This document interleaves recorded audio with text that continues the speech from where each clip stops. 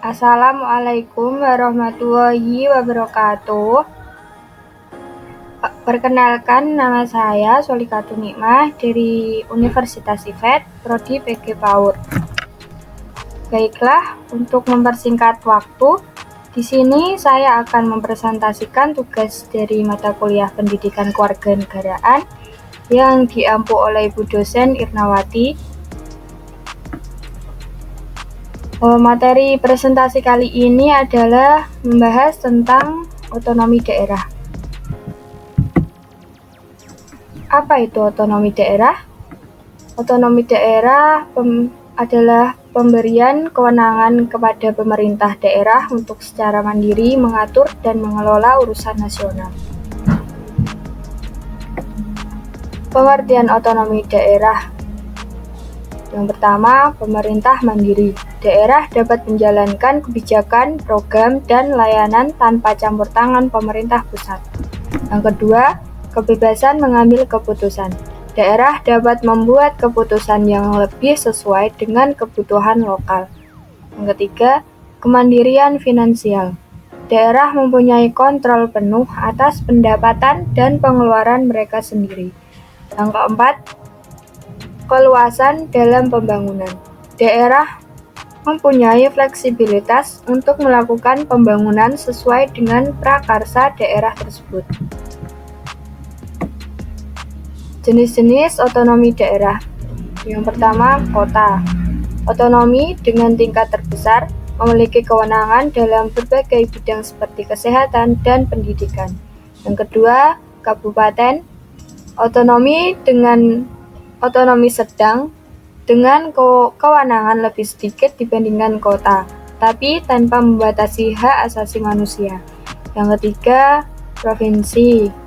Otonomi tingkat rendah dengan banyak kewajiban yang sama seperti kabupaten dan kota. Sejarah otonomi daerah di Indonesia. Yang pertama, pada zaman pemerintahan Hindia dan Belanda, kewenangan tertinggi berada pada pemerintah kolonial, dengan daerah hanya menjalankan tugas-tugas yang diberikan oleh pemerintah pusat. Yang kedua, Orde Lama. Pemerintah pusat mengendalikan semua daerah, menyerahkan sedikit kebebasan pada pemerintah lokal. Yang ketiga, Orde Baru. Pemerintah pusat memberikan sejumlah kecil otonomi pada daerah, tetapi tetap mengendalikan daerah melalui birokrasi. Yang keempat, reformasi. Pemberian otonomi daerah luas di Indonesia dimulai pada awal 2000-an sebagai bagian dari reformasi politik pasca Orde Baru. Keuntungan otonomi daerah. Yang pertama, persentase pendapatan tinggi. Dalam setiap wilayah, keuntungan daerah meningkat seiring dengan kemandirian. Yang kedua, peningkatan pelayanan publik. Pemerintahan lokal dapat melayani permasalahan masyarakat secara lebih baik. Yang ketiga, memudahkan pembangunan.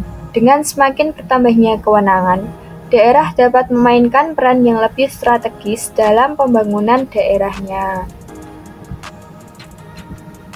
Permasalahan yang dihadapi dalam implementasi otonomi daerah.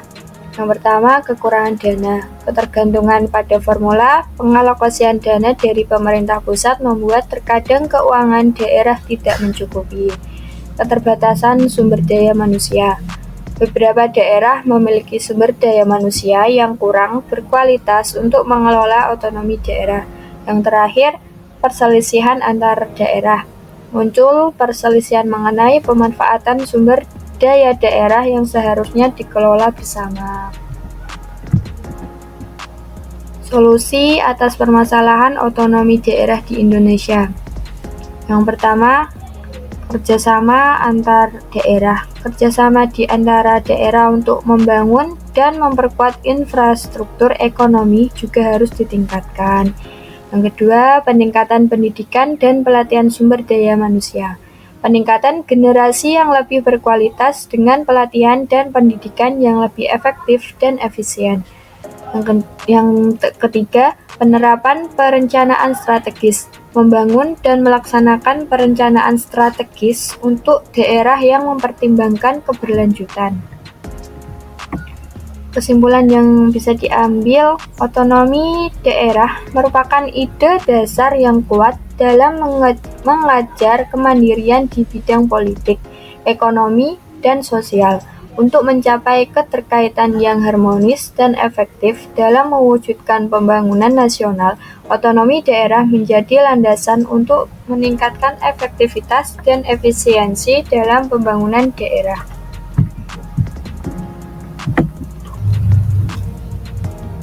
Cukup sekian dari saya. Mohon maaf jika ada kekurangan, karena kesempurnaan datangnya hanya dari Allah Subhanahu wa Ta'ala. Sekian presentasi dari saya. Wassalamualaikum warahmatullahi wabarakatuh. Terima kasih.